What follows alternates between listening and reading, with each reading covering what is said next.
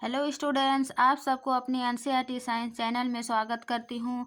आज का यह वीडियो जीव विज्ञान के विभिन्न परीक्षाओं में जो पूछे गए हैं उन्हीं प्रश्नों का संकलन है, जो आज प्रैक्टिस सेट का पार्ट नंबर 4 है। इससे पहले हम लोग 3 पार्ट देख चुके हैं। जिसने नहीं देखे हैं वह चैनल पर प्लेलिस्ट बना हुआ है, आप लोग वहाँ से देख सकते हैं।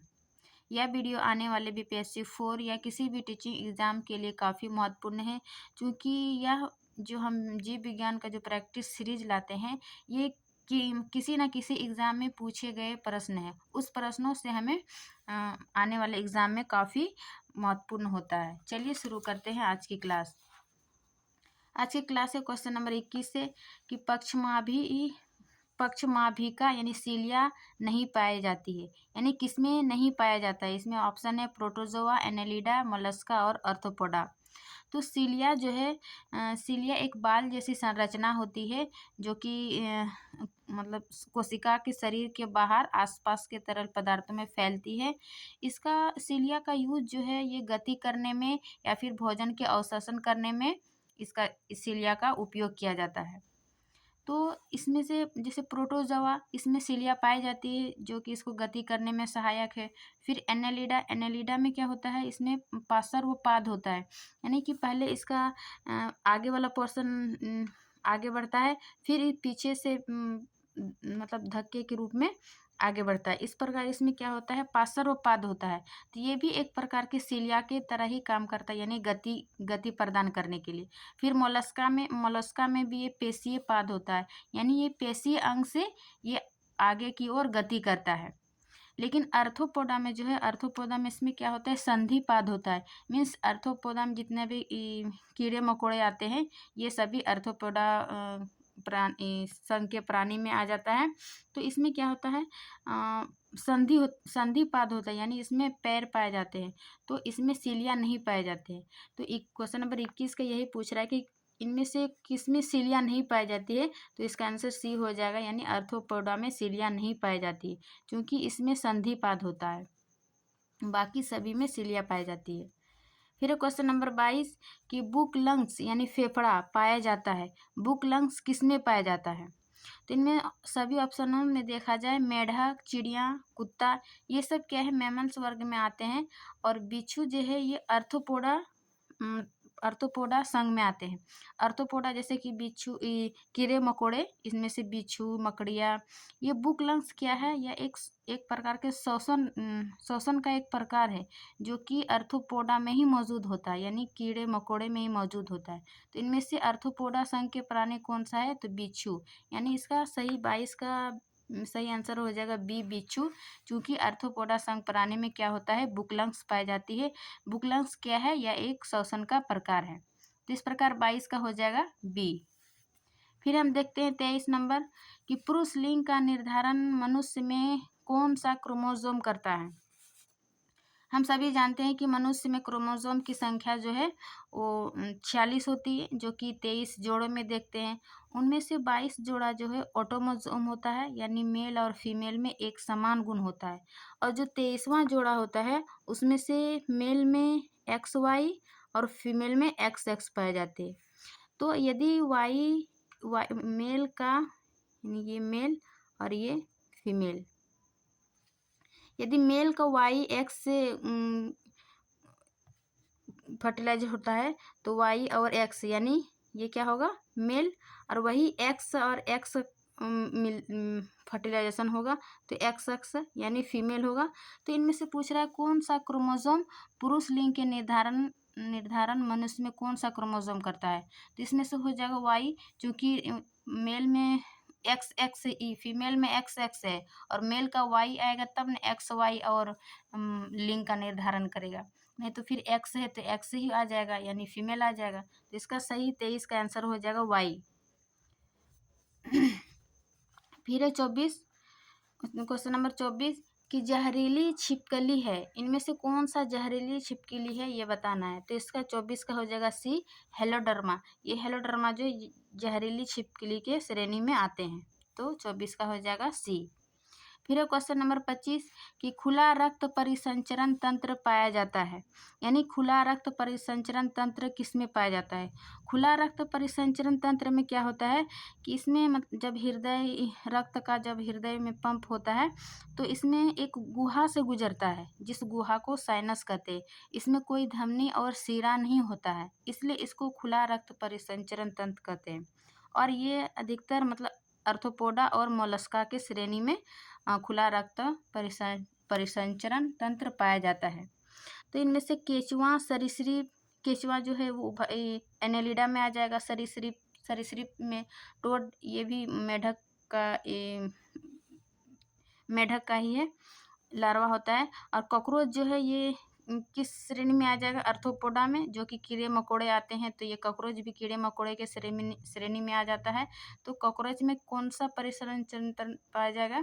खुला रक्त परिसंचरण तंत्र पाया जाएगा। तो इसका 25 का हो जाएगा सी। वही मोलस्का जैसे सीप, घोंगा, ऑक्टोपस, इसमें भी खुला रक्त परिसंचरण पाया जाता है। याद रखिएगा, अर्थोपोडा और मोलस्का में। अब बाकी सब में बंद रक्त परिसंचरण, मतलब उसमें शिरा और धमनी पाया जाता है। फिर क्वेश्चन नंबर 26 कि जिस श्वास को हम बाहर निकालते हैं उसमें किस स्तर तक कार्बन डाइऑक्साइड की मात्रा होती है?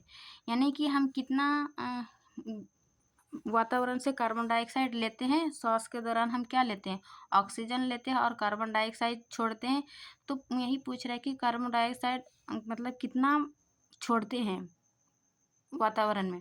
तो हम सबसे पहले जानते हैं कि ये कार्बन डाइऑक्साइड जो है वो 4.4% छोड़ते हैं और लेते हैं सिर्फ 0.04%। लेकिन यहाँ 4% दिया है, 4.4 नहीं दिया है, तो इसको लगभग 4% मान सकते हैं। यानी कार्बन डाइऑक्साइड हम वातावरण से 0.0% लेते हैं, अंदर लेते हैं, और बाहर 4.4 बाहर छोड़ते हैं।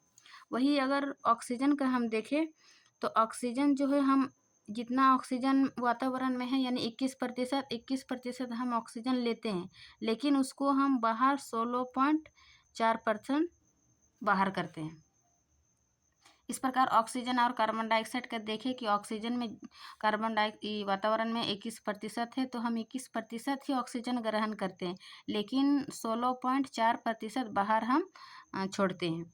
वही कार्बन डाइऑक्साइड हम 0.0% लेते हैं, लेकिन 4.4 बाहर छोड़ते हैं। तो इसका आंसर हो जाएगा 4%, कि कार्बन डाइऑक्साइड 4% बाहर छोड़ते हैं श्वसन के दौरान। फिर है क्वेश्चन नंबर 27 कि निम्न घटनाओं पर विचार कीजिए।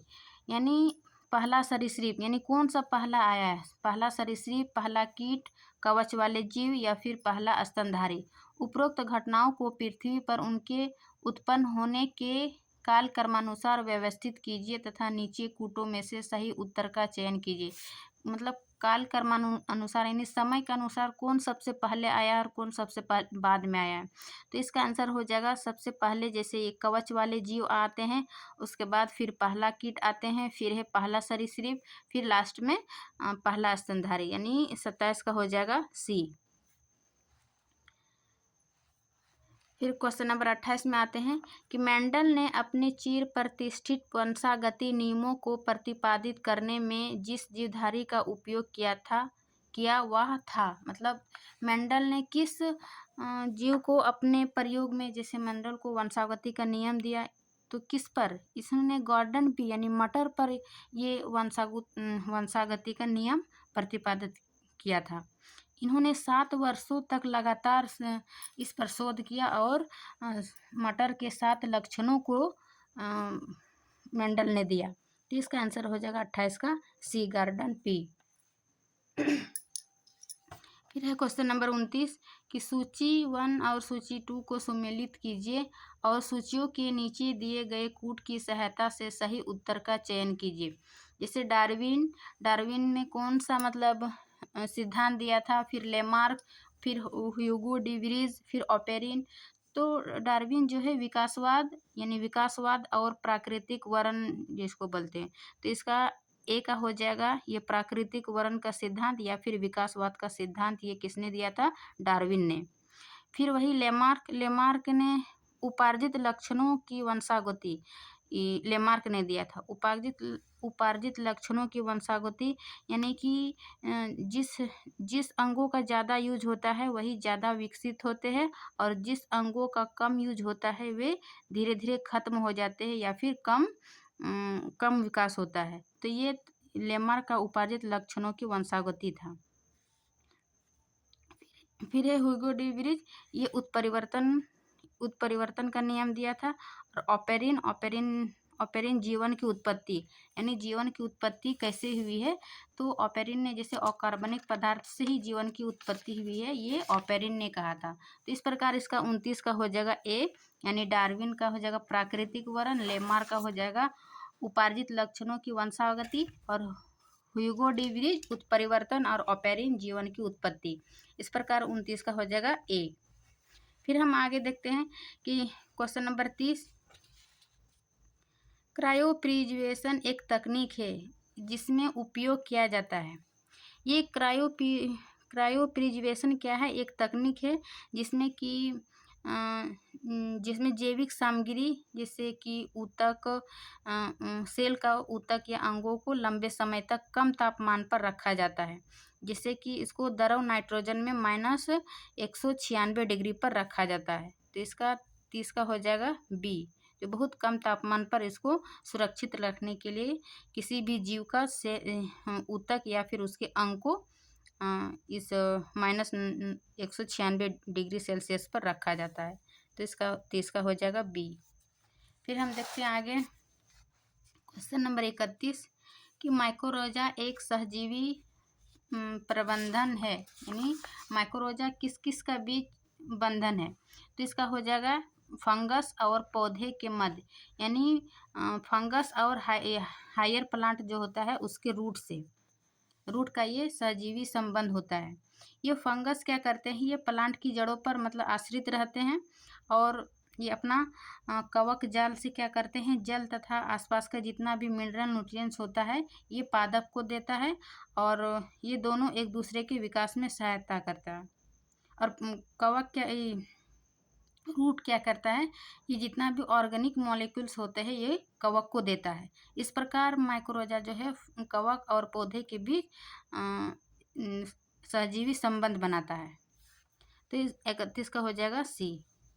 फिर है क्वेश्चन नंबर 32 कि प्रोटीन संश्लेषण में निम्न कोशिकाओं में से किसकी भूमिका सबसे अधिक महत्वपूर्ण है। तो इसका हो जाएगा अंतःप्रद्रवी जालिका और राइबोसोम।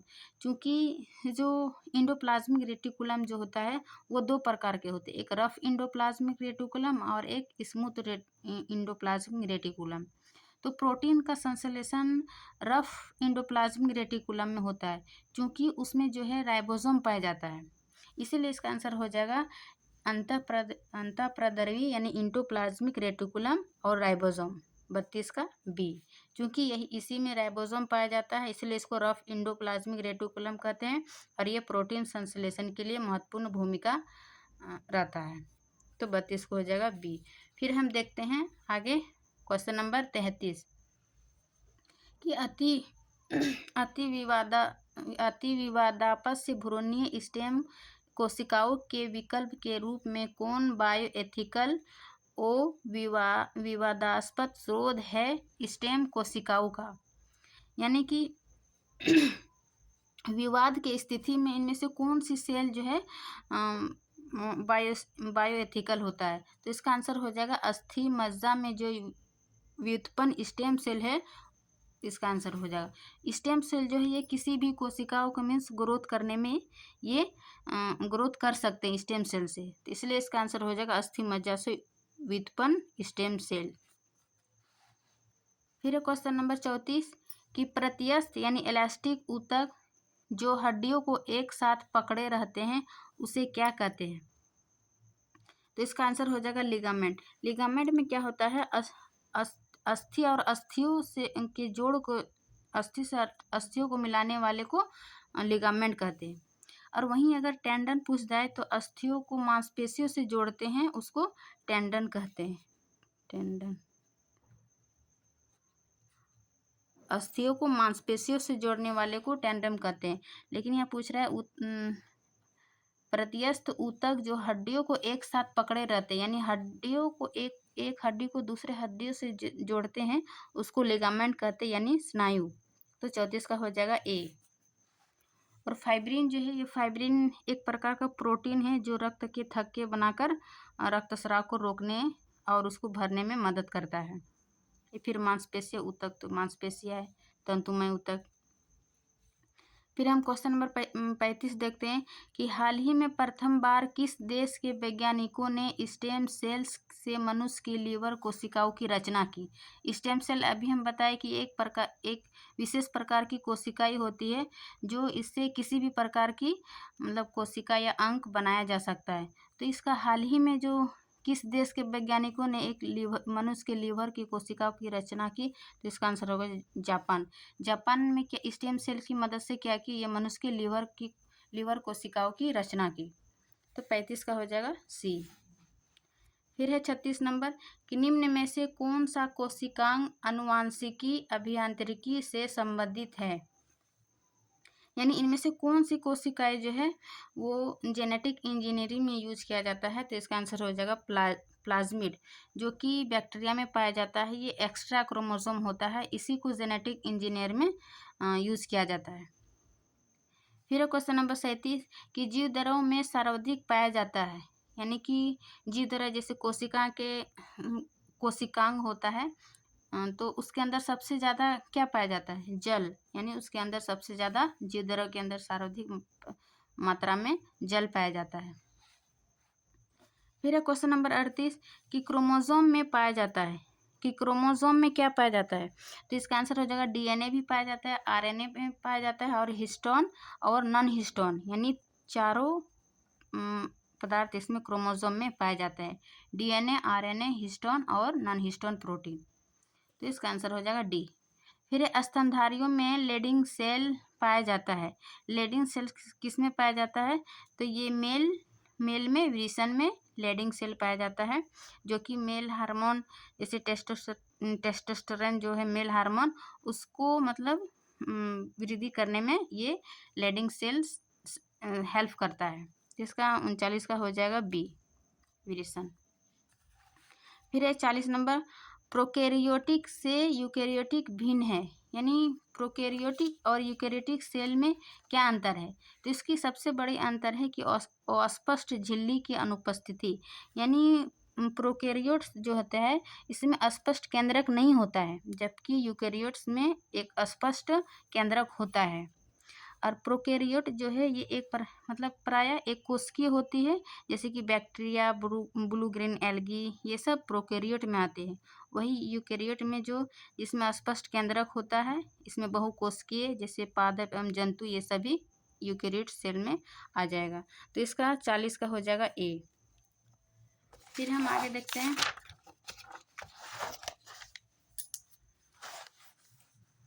क्वेश्चन नंबर 41 कि मानव मस्तिष्क के बारे में निम्नलिखित कथनों पर विचार कीजिए। मानव मस्तिष्क के कथनों पर विचार कीजिए। क्या है, मस्तिष्क हृदय गति को नियंत्रित रखने के लिए उत्तरदायी है। फिर है 2 नंबर, ये शरीर के संतुलन के लिए उत्तरदायी है।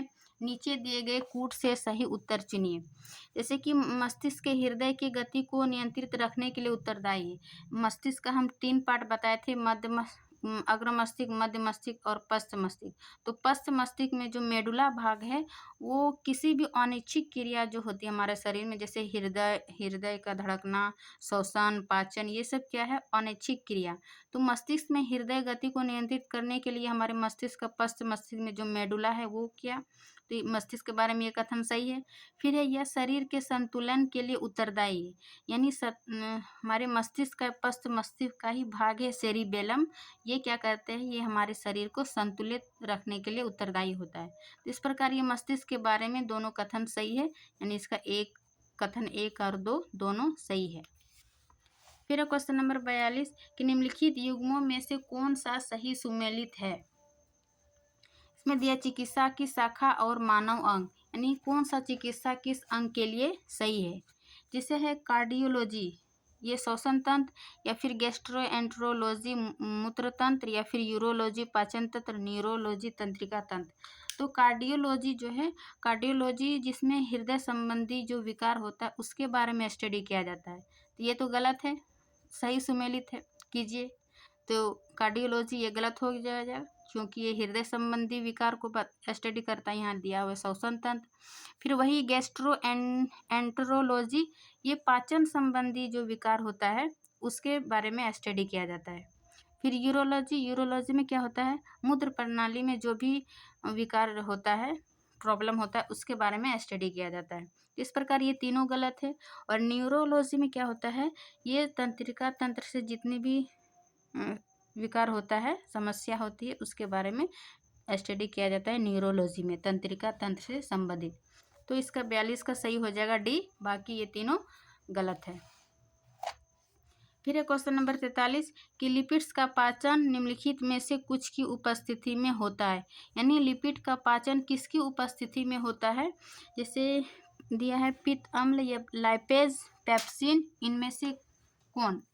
तो इसका आंसर हो जाएगा पित्त अम्ल और लाइपेज, क्योंकि लाइपेज जो है एक पाचक एंजाइम होता है। ये क्या करता है, ये लिपिड को वसी अम्ल तथा मोनोग्लिसराइड्स में तोड़ता है, ये लाइपेज। वही पित्त अम्ल जो है, इसमें कोई पाचक एंजाइम नहीं होता है, लेकिन फिर भी यह लिपिड के पाचन एवं अवशोषण में ये पित्त अम्ल सहायक होता है। जैसे कि वसा का, ये क्या करते हैं, वसा का इमल्सीकरण, यानी वसा को छोटे छोटे भागों में तोड़ता है, तोड़ना इमल्सीकरण। तो इस प्रकार लिपिड्स के पाचन में पित्त अम्ल और लाइपेज दोनों की महत्वपूर्ण भूमिका होती है, जबकि पेप्सिन ये प्रोटीन के पाचन में महत्वपूर्ण भूमिका निभाता है। तो इसका आंसर हो जाएगा 1 और 2 दोनों सही है। फिर है क्वेश्चन नंबर 44 कि निम्न पर विचार कीजिए। क्या है कि यह मानव शरीर की दूसरी सबसे बड़ी ग्रंथि है। इसका रस एक विशेष प्रकार की कोशिकाओं से स्रावित होता है तथा क्षारीय होता है। इसके रस को पूर्ण पाचक रस कहा जाता है। ये गुण विशिष्ट है, यानी ये हमारे शरीर की दूसरी सबसे बड़ी ग्रंथि है। इसके कौन सा अंग इसके बारे में विशेषता ये बता रहा है। तो इसका हो जाएगा अग्नाशय। अग्नाशय देखिए, हमारे मानव शरीर की सबसे बड़ी ग्रंथि लिवर हो जाएगा, यकृत, और वहीं दूसरी कौन सी हो जाएगी, अग्नाशय। ये मानव शरीर की दूसरी सबसे बड़ी ग्रंथि अग्नाशय है। और ये क्या करते हैं, अग्नाशय एक विशेष प्रकार की कोशिकाओं से स्रावित होता है, यानी रस स्रावित होता है, तथा ये रस जो है वो क्षारीय होता है। और इस रस को पूर्ण पाचक रस कहते हैं, क्योंकि ये इसमें पाचन की क्रिया होती है। और अग्नाशय को जो है वो मिश्रित ग्रंथि भी कहते हैं, क्योंकि इसमें जो बहिस्रावी और अंतःस्रावी दोनों प्रकार का स्राव होता है, इसलिए इसको मिश्रित ग्रंथि कहते हैं। तो ये तीनों जो उपर्युक्त विशेषता ये अग्नाशय की था। तो निम्न पर विचार करें, यानी 44 का हो जाएगा सी। फिर क्वेश्चन नंबर 45 एनोस्मिया कहते हैं, यानी एनोस्मिया किसको कहते हैं। तो एनोस्मिया जिसमें कि किसी भी प्रकार का गंध का पता नहीं लगा पाते हैं एनोस्मिया में। ये आमतौर पर जैसे सर्दी या फिर किसी संक्रमण के कारण होता है, या फिर किसी गंभीर चोट लगने के कारण ये एनोस्मिया हो जाता है। इसमें क्या होता है, किसी गंध का पता नहीं लगा पाता, यानी कि घ्राण संवेदना की कमी, यानी गंध संवेदना की कमी, वो पता ही नहीं लगा पाता है कि ये किस प्रकार का गंध है, अच्छा या बुरा। तो एनोस्मिया में घ्राण संवेदना की कमी, इसका 45 का हो जाएगा बी। तो आज की वीडियो का ये क्लास यहीं तक रखते हैं, मिलते हैं नेक्स्ट क्लास में। वीडियो अच्छी लगी तो आप लोग लाइक एंड सब्सक्राइब ज़रूर कर रहे। मिलते हैं नेक्स्ट क्लास में, तब तक के लिए थैंक यू।